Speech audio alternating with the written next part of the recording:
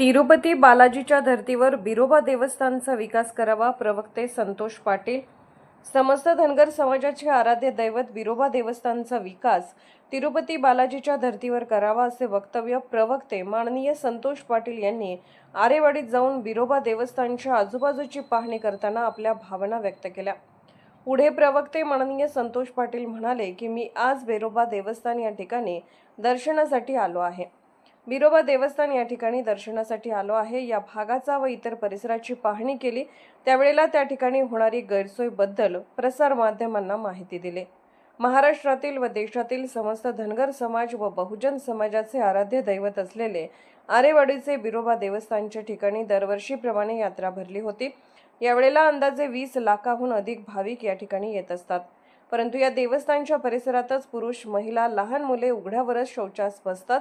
त्यामुळे या भागात व देवस्थानच्या परिसरात दुर्गंधी पसरलेली असते. त्यामुळे अनेक रोग होण्याची शक्यता नाकारता येत नाही. सुसज्ज शौचालय नसल्यामुळे येणाऱ्या भाविकांची गैरसोय होत असल्यामुळे या ठिकाणच्या असणाऱ्या प्रशासनाच्या विरोधात भाविक बोटे मोडतात व त्यांना शिव्या घालतात. त्यामुळे येणारे भाविक निराश होऊन जातात. कारण या ठिकाणी अनेक बकरांच्या मटणाचा जेवणाचा बेत केलेला असतो. त्याच ठिकाणी आपल्या कुटुंबासह पै पाहुणे, मित्रमंडळी, नातेगोतेतील सर्व मित्रमंडळींना त्या ठिकाणी जेवणासाठी बोलावलेलं असतं. त्या ठिकाणी प्रचंड वारा सुटलेला असल्यामुळे चुलीतील आग दुसरीकडे लागू शकते. जमिनीवर जेवायला बसल्यामुळे खूप धुरळा जेवताना ताटात जातो. पाण्याची व्यवस्था नसते. मोठा पाऊस आला तर त्या ठिकाणी खूपच गैरसोय होते. काही प्रशासकीय, शासकीय, येथील असणाऱ्या सामाजिक संस्था, पदाधिकारी व काही पक्षाच्या नेत्यांना सांगू इच्छितो की या भागाचा कायापालट करायचा असेल तर सर्वांनी एकत्र येऊन या समस्येचा आवाज उठवला पाहिजे.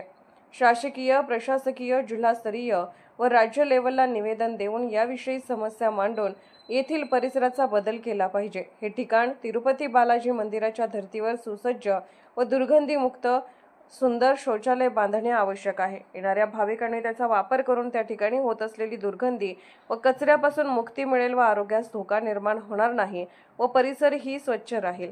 तसेच भाविकांचं मन प्रसन्न होईल अशाच पद्धतीचे पुढील काळामध्ये या ठिकाणी बदल करणे आवश्यक आहे. भविष्य काळात आम्ही या देवस्थानला सुखसोयी उपलब्ध करून देण्यासाठी सांगलीच्या जिल्हाधिकारी, पालकमंत्री, तालुक्याचे तहसीलदार, प्रांत यांना भेटून या ठिकाणी आवश्यक ते बदल करण्याचे निवेदन देणार आहोत. यावेळेला प्राध्यापक नंदकुमार सुर्वे, अरविंद ठोंबरे, सर्जेराव पाटील, NS केंगार, तानाजी कोकरे, धुळाप्पा कोकरे, काशीनाथ आलदर, सतीश शिकलगार, सुरेश आडके व इतर उपस्थित होते. आज आम्ही कवठेमंकाळ तालुक्यामध्ये नागज या ठिकाणी आरेवाडी गाव आहे, या गावामध्ये आलेलो आहे. या गावामध्ये आम्ही बिरोबाची यात्रा चालू आहे. महाराष्ट्राचं आणि सांगली जिल्ह्याच्या धनगर आणि बहुजन समाजाचं दैवत बिरोबांच्या नावानं या ठिकाणी आरेवाडी वनामध्ये या ठिकाणी बिरोबाचं मंदिर आहे. त्या ठिकाणी आजची यात्रा चालू आहे. त्या यात्रेच्या निमित्त आम्ही दर्शन घेण्यासाठी आलेलो आहे. त्या ठिकाणी आम्ही दर्शन घेतलं आणि आजूबाजूच्या परिसराची पाहणी केली. या कवठेमंकाळ तालुक्यामध्ये अनेक मंत्री, आमदार, खासदार होऊन गेले, परंतु या देवस्थानाचा जसा पाहिजे तसा त्या परिसराचा बदल झाला नाही. आम्ही आजूबाजूच्या सगळ्या परिसरात फिरलो. त्या ठिकाणी जे लाखो भाविक येत असतात त्यांना शौचालयाची व्यवस्था नाही. ते महिला किंवा पुरुष, लहान मुलंसुद्धा बाहेर उघड्यावर शौचास करतात. त्यामुळं या आजूबाजूच्या परिसरामध्ये एवढी दुर्गंधी पसरलेली आहे. त्यामुळे भाविकांना भविष्य काळामध्ये नवीन येणाऱ्या भाविकांना ते म्हणजे गलिच्छ वाटतं आणि धोकादायक आहे. त्या ठिकाणी व्हायरस निर्माण होऊ शकतात.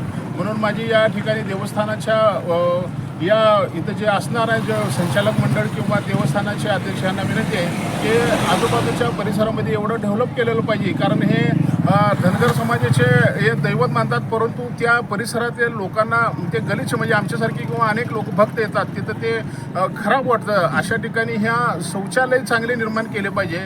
त्या ठिकाणी त्या शौचालयाची व्यवस्था किंवा तिथं असणारे दुर्गंधी यायला नको आहे किंवा त्या शौचालयाची जसं की आम्ही बालाजीला जातो त्या ठिकाणी जे असणारे तिथं शौचालय, टॉयलेट आहेत एकदम स्वच्छ आणि सुंदर असतात.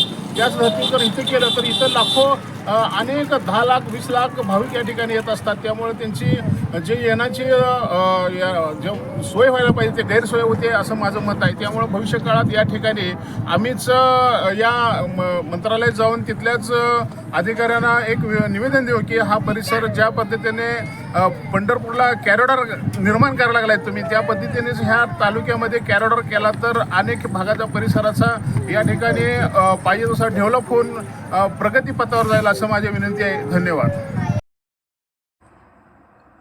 अर्धराज्य न्यूज चॅनलला लाईक करा, शेअर करा आणि सबस्क्राईब करा.